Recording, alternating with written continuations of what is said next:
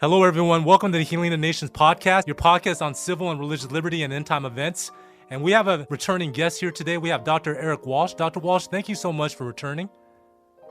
No problem. Thank you for having me. Dr. Walsh, can you update us on what you're doing lately?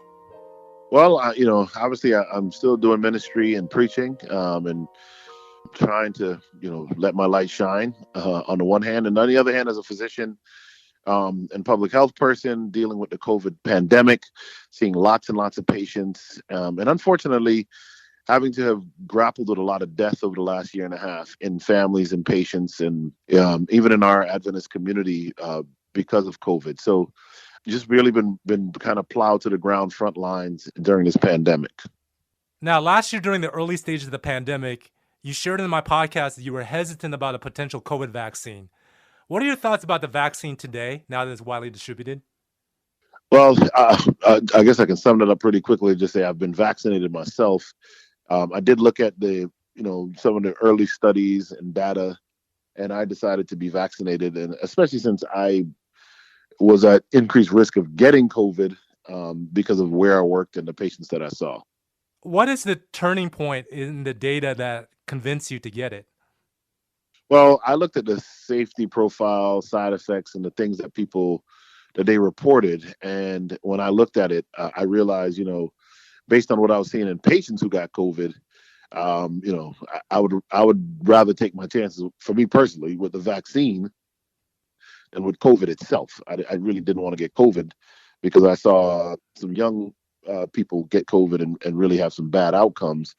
I decided I'd get the vaccine. The other thing is, especially at that phase, it was, you really didn't want to get COVID and bring it home to someone else or spread it to someone at church or whatever. So, I was doing it first and foremost because I thought it was safe for me and would protect me, but I also really wanted to protect other people.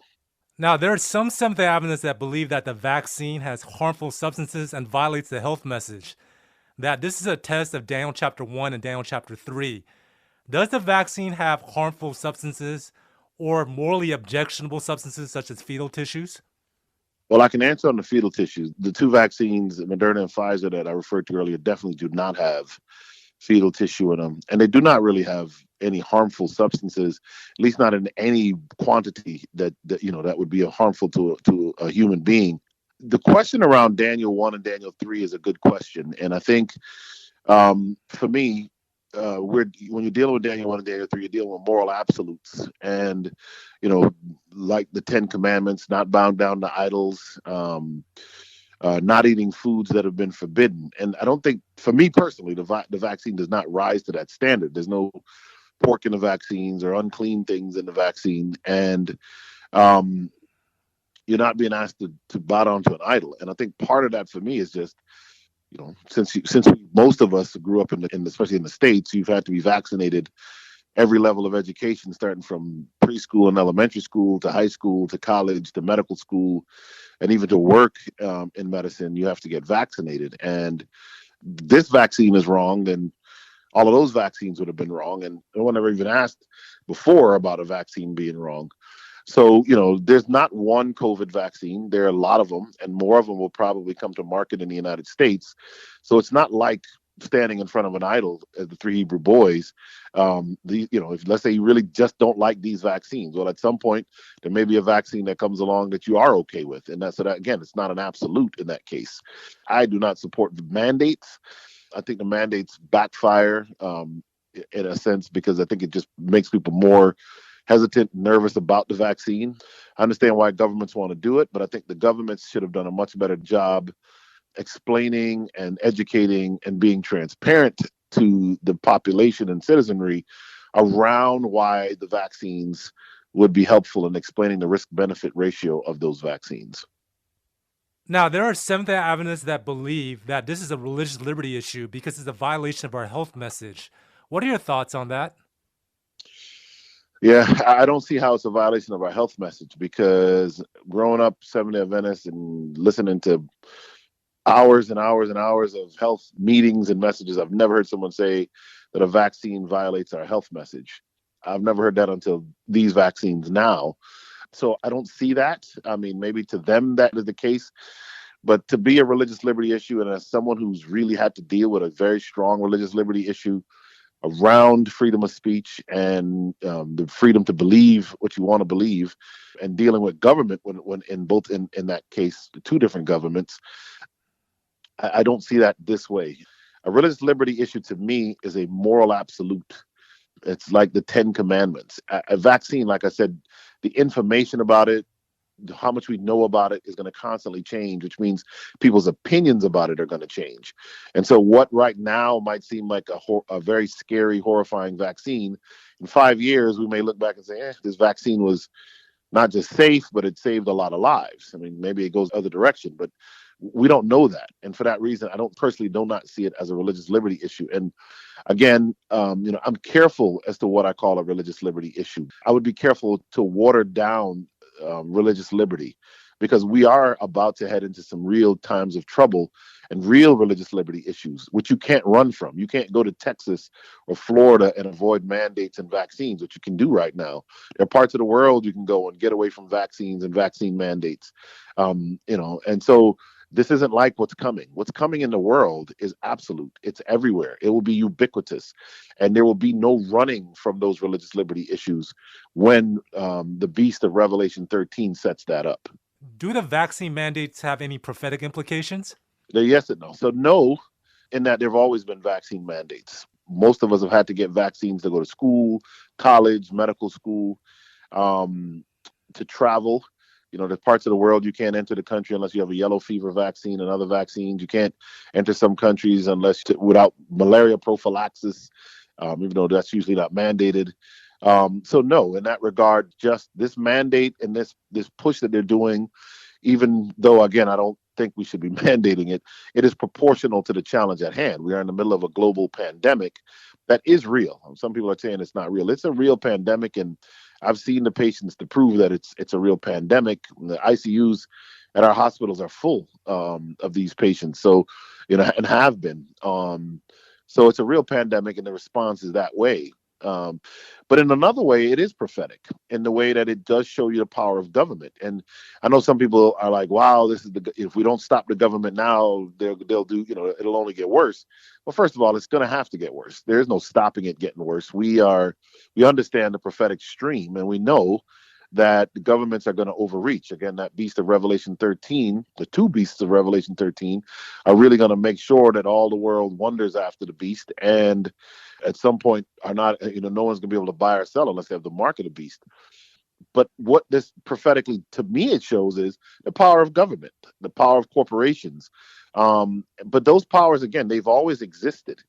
But from a prophetic standpoint, this is a reminder. Remember, the U.S. government drafted people to go to war against their will. It goes into your paycheck every 2 weeks or week or month or whatever you get paid, takes taxes out, and the government has the power to take your money and spend it how they feel. They can spend it on weapons and bombs and even things that we find morally averse and that we would never want our money to go to. The government can do that. So, prophetically, it reminds us that the governments do have great power.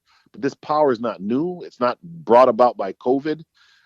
These are the powers the government always had. The Apostle Paul tells us that we should respect the authority of the governments. Sister White does the same thing. And it's a difficult thing because, we will not always agree with the government. And that's why Jesus says, render to Caesar the things that are Caesar's and unto God the things that are God's, because there's going to be things governments do that, whatever country in the world you live in, you're not going to agree with the government all the time from a Christian moral perspective. So from that perspective, it's prophetic. But I don't think there's anything new here. This is just reminding us of all the powers the government has always had and that will one day be turned against believers. Now, there's some naysayers about the pandemic that states that only 1% of the population who've contracted COVID have died, and that this pandemic is just a mere power grab among government, and that it's not as serious as people portray it to be. What are your thoughts on that? Let me start by saying, I think her name was Naomi Klein, had a great book about power grabs and governments. And I'm trying to remember the name of it. I have a sermon named after it. But basically, whenever there's a catastrophe, natural disaster, people with power are going to try and capitalize on it. That doesn't mean that the actual disaster or calamity isn't real. Like I've said to others, I have a cousin who was intubated for over a week at 46 years of age. We've had families here where we practice. There was a family in their 30s. The husband and wife died 2 weeks apart, leaving their teenage boys orphaned. If you work and see this firsthand in healthcare, it's real. So I don't know how people can say that, except that maybe they just live, away from, having to be on the front lines or really seeing the impact of it. What I will say, though, is when people say it's only 1% of people who die, I remind them that, if you take the populations of the United States and Canada, you get close to 400 million people, and 1% of 400 million people is 4 million people. And if you are the government, you do not want to be the one that sat there and did nothing while 4 million people died. Now, you may not agree with the government's response. You may see power grabs and money being made by pharmaceutical companies, all of which is true. But it doesn't mean that there's some nefarious workings. There are good people trying to save lives, and maybe they don't have the best approach, but they're trying to do something. And so, to naysay and to say that it isn't real, I think is dangerous. And I think a lot of people have died because they said, well, this isn't real, and continue to take risks and do things and contracted the virus and have actually died. So I don't know how after all this time, you still think this isn't real, but if you don't believe it's real, I guess that's on you. Is natural immunity a valid alternative to vaccination? In a sense, yes, but in another sense, absolutely not. And the reason it is in a sense is because if you survive a coronavirus infection and you have a good immune system, you will get immunity to the virus. We know that. The problem is the risk of contracting the virus and getting disease. Based on the studies, the risk of getting the disease is greater than getting the vaccine. And that's the problem, so, it's not just death. We talked about 1%. The other risk is these long-term symptoms. And I know someone in their 20s who got COVID last year, very athletic, very physically fit, and 7, 8 months later, still could not perform athletically at the level they did before they got COVID. So, you have to be very careful contracting it. I know people who get it and can't smell or taste anything for 4 months, 3, 4 months. And we don't know long term what the actual infection might do to people, children or adults. So, the vaccine for most scientists is seen as a much safer way to develop immunity than getting the actual coronavirus. Is there an achievable middle ground between those that want to refuse the vaccine and to the public health officials that want herd immunity for the population? Is there something that we could agree upon so that there'll be some sort of compromise? I would say yes. I think you have to understand, as I stated, everybody eventually is going to contract this virus. If we go back to normal tomorrow and everybody just goes about their business and goes back to as they have been doing this in the last couple of months, football games and restaurants and bars and pubs and churches are full. It just takes one person in a room full of people to sneeze, cough, over a 15-minute period, and the virus spreads and people will catch it. There's only two ways to immunity, and one of them is to get coronavirus through infection or to get a vaccine. So in the interim, the middle ground to me would be, well, if in order to keep the spread down, you could do testing. One, you could check for natural immunity first and test and see if people have antibodies and other immune markers. We could invest in that and say, hey, you've had it. Here's the blood test. All right, based on this profile of antibodies that you have, you probably have immunity. So if you don't want to get vaccinated, you don't have to. I think that's a viable option that we should look into to, not so that people who don't want to get it and don't need to get it don't have to get the vaccine. There's also the option of testing, regular testing. In Europe, they use a lot of home testing. And if the home testing was basically free or very cheap here in the States, a lot more people would probably home test. And if they tested positive, they'd stay home and not go out and spread the virus. And of course, there are those validated tests, and by validated, I just mean, kind of performed by health professionals in office, that could clear people to go to venues and to work. And we're doing that now with teachers and nurses in some parts of the country where they have to take a test weekly because they got an exemption from getting the vaccine. And that can work as well, because if you don't have the coronavirus, you can't spread the coronavirus. You can still contract it, but you can't really give it to someone else, obviously. So I think there's middle ground. There's ways we could work around this if we wanted to do it. And I think in the middle of this pandemic and after everything that we've been through as a nation and as a people and as a globe since the pandemic started, I think it would be wise to find middle ground. Can keeping the 8 laws of health mitigate hospitalization for COVID-19? It can definitely reduce the risk. Nothing is 100%. I have, whole food, plant-based, present truth friends who have gotten COVID and wound up in the hospital. But there were 8 laws of health. Vitamin D from the sun is correlated with lower risk of getting it. And if you get COVID in your vitamin D levels, you're much less likely to get very sick from it. Obviously, you can supplement the vitamin D if you live in parts of the country or simply just don't get enough sunlight. Good fresh air is good for the lungs, good for the immune system. Exercise obviously boosts the immune system. Sleep. When we sleep is when our immune system does most of its most important work. So sleep is critical, and getting enough rest. Obviously, there's a study out of the UK that shows that vegans, vegetarians have lower risk of contracting and getting super sick from COVID. And then, of course, trust in God, because stress has been associated with greater risk of not just of getting the virus, because you don't make antibodies, specifically immunoglobulin A, in the oral and nasal mucosa, which can catch and trap things before they get into your body. When you're stressed, you don't do that, so you're more likely to get colds and upper respiratory infections. But stress also causes you to be in a chronic high cortisol state. The hormone cortisol is always high in your body.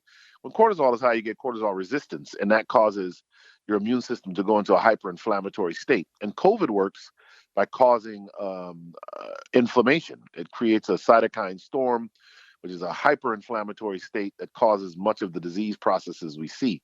So the 8 laws of health can definitely help to reduce the risk of getting sick and super sick from COVID. Now, in social media, a lot of medical missionaries that I've seen in my feed would say that we need to emphasize the immune system. It's all about the immune system and strengthening it with the 8 laws of health.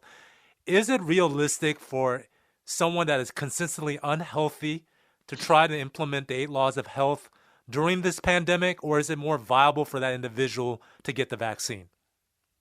I don't think it's an either or. Again, I think, especially if you have comorbidities like hypertension, diabetes, history of heart attacks, strokes, cancer, if you're on certain medications, or if you eat certain diets, which is, I think, what you're referring to for a lot of these folk, the vaccine is very viable and a safe way to protect people up front.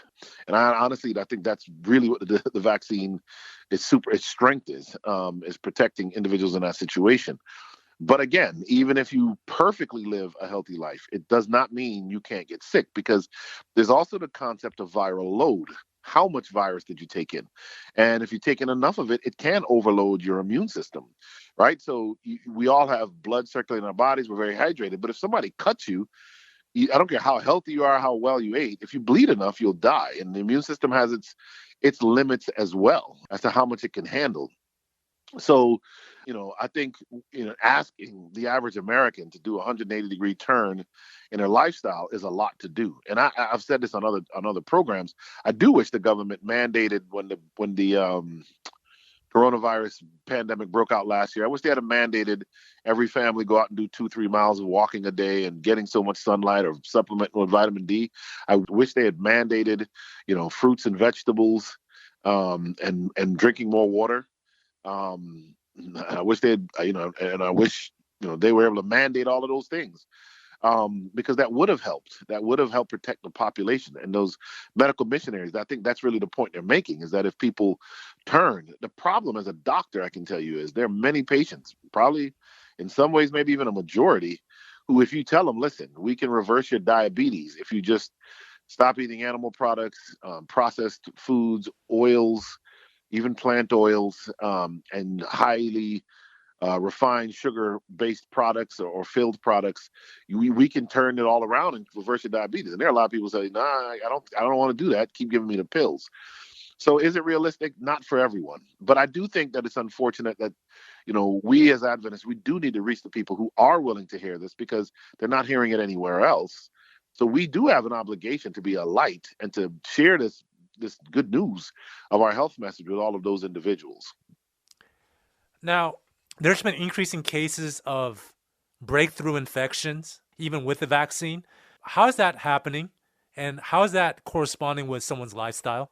Well, there's a lot of lifestyle correspondence. So first of all, 3 to 6% of the U.S. population does not have a good immune system. So if we go back to that 400 million number, and you say 1% is 4 million. Well, up to 6%, which would be 24 million people in America, won't have enough of an immune system if vaccinated to respond, which is one of the reasons why you hear about herd immunity, because you need as many people immune as possible so the virus just doesn't have anywhere to run to, so it can't get to those people whose immune systems don't work. And some of them it doesn't work for genetic reasons. That's a percentage. But many of them, if you eat enough sugar, your immune system won't work. If you don't sleep, your immune system won't work. So that means those who drink a lot of caffeine, it affects the quality of sleep they get. That will affect their immune system. Those with diabetes, their immune system isn't going to work as good. Cancer patients, people on chemotherapy, people on long-term steroids for autoimmune diseases. A lot of those people, their immune systems aren't going to work. They're going to be vaccinated, and were vaccinated early in the process, many of them, but the immune system couldn't respond in a way that would protect them from the virus. So you do get these breakthrough cases. There's also a study I just read that smoking marijuana probably increases the risk of breakthrough cases in the vaccinated. So we've legalized marijuana in much of the country, and where it's not legal, it's still smoked pretty heavily. And for that reason, you're going to see a lot of breakthrough cases. However, you have to understand that even with the breakthrough cases, overall, in those breakthrough cases, when people get coronavirus, they still have much less of a disease than they probably would have had if they weren't vaccinated at all.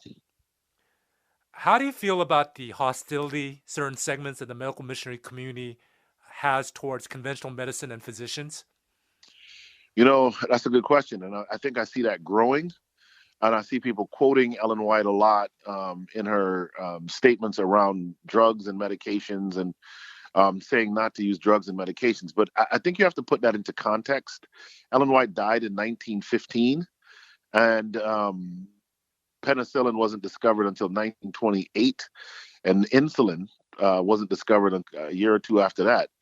So you'd have to argue, and I would put this out to anyone. I mean, if your child was diagnosed with pneumococcal meningitis and a simple antibiotic would cure your child, permanently fix the problem, would you say I'm not going to give that child antibiotics that didn't exist in Ellen White's day? In fact, a lot of the medical practices that did exist in Ellen White's day are banned, outlawed, or no longer practiced. The medicine she saw is very different than the medicine we see today. And a lot of medical missionaries are quoting those quotes, not realizing they don't necessarily apply to today, where if someone has an allergic reaction to a wasp sting or a peanut, we can give them epinephrine and actually prevent them from dying from something they're allergic to. That didn't exist in her day. So you have to be very careful, being very so hyper judgmental towards the medical community unless you really understand what we do. And understand, for those of us physicians who believe in our health message and the 8 laws of health, and natural remedies, somebody has to understand medicine in order to get people off of these medications safely. In many cases, you can't just stop someone on a blood thinner. You just stop someone on a blood thinner, and within 2 weeks they can have a blood clot, pulmonary embolism, and die.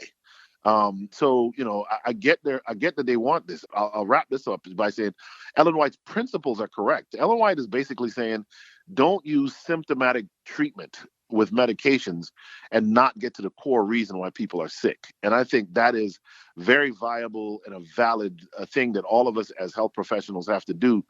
But there's a lot of science to what's happening to people and why they're treated the way they're treated, that I think it makes physicians, nurses, all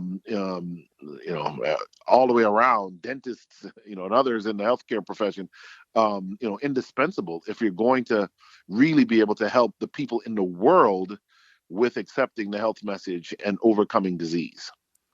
What has the pandemic revealed about our church? That our church is divided and easily divided. And here's the thing: Satan is playing the Seventh-day Adventist church, and many people who claim to be present truth, they're being played like flutes. Last summer, our church was divided over race. And I don't know if you and I talked about that. I did a few podcasts on that.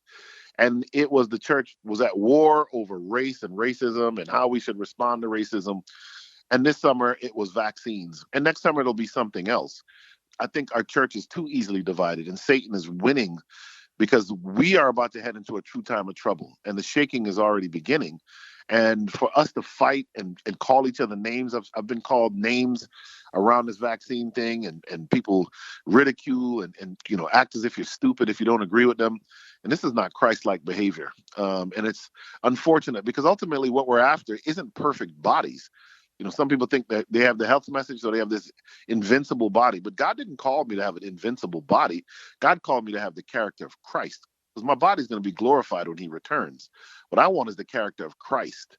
And I don't know that our church is emphasizing character.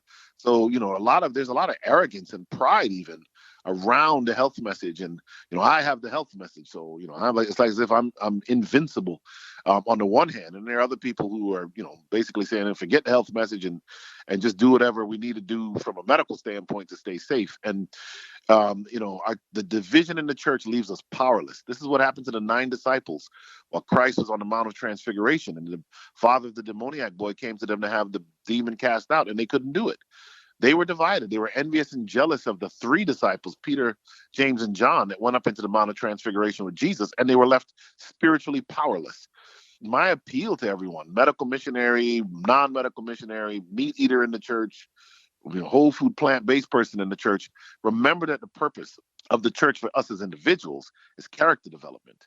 So if you can't be kind and loving in a crisis, if you want to call people names, start calling people Jesuits and demons and snakes, does Christ behave like that? Absolutely not. And this division in the church is far more dangerous than any vaccine or non-vaccine platform. This division is going to cause, this is why Jesus says, and our enemies will be they of our own household. Because people will quickly turn on one another when the true time of trouble comes. If we can't be loving over this is almost a non-issue. This Delta wave was supposed to be so terrible. It's already fading. It's less of a surge than the previous surge that we had back in January. So whatever is happening now is not as bad as what happened then. And it'll probably just keep getting better because, again, more and more people will either have immunity from having had COVID or having had the vaccine. The most vulnerable people, many of them have already passed away, unfortunately. So this pandemic is going to move to being endemic pretty soon. And we're going to have to move on to the next issue. But we're going to limp out of this one because we couldn't be loving and kind and unified. And it really is, that is what is sad to me, is that the people of God were so quickly able to turn on one another. And I think that's what's really unfortunate about this crisis. And it could be that although we're seeing these events fulfilling right before our eyes, that we'll be walking around the wilderness for another few years because of our division. Is that correct? Absolutely. And I want to say to the people who disagree with me, I love them. I have no problem with you disagreeing with me, right? I mean, I don't have a problem with that because biblically, everyone didn't always agree. You study the Bible from cover to cover. There were always differences of opinion on things all the way through the Bible. David and Jonathan disagreed on whether or not Saul hated David. Turned out David was right. Paul and Peter disagreed on many things. And Peter even writes about Paul as if his writings being hard to understand. Paul and Barnabas didn't always agree, but they loved one another. David and Jonathan loved one another. Peter and Paul loved one another. Paul and Barnabas loved one another. And that's why the church was so successful in the New Testament era and in the early church period. Because love didn't just vanish because of differences of opinion. And that's what I've seen happen. And this is the work of Satan. And unfortunately, there are many people in the church, and it goes back to pride and arrogance, and I'm always right. And some people just want people to look up to them, and they're going to say whatever they need to say to get their base to respond. And I think that's unfortunate because when the real time of trouble comes, this is not it yet. When the real time of trouble comes and you have that kind of a heart, it's going to be easy for many of those people to turn away from God and to receive the mark of the beast. Dr. Walsh, thank you so much for joining us in this podcast and sharing your wisdom with us. And this episode is definitely a blessing. Can you close us out with a word of prayer? Absolutely. Father God, we thank you for Peter and for his ministry through this podcast. We thank you for your church and for your people. And Lord, we thank you for health and safety that you've given us throughout this pandemic. But Lord, we do want to just end by praying for your church, for unity in your church. Lord, help us to be the type of Christians who can disagree without being disagreeable, who can love one another, and who can pray for one another no matter what's going on. Help us, Father God, not to be arrogant Christians, because there is no such thing as an arrogant Christian. But Lord, let us be humble and teachable, that we might develop the character of Christ and be the light that shines in this world through the power of the Holy Spirit. This is our prayer in Jesus' name. Amen.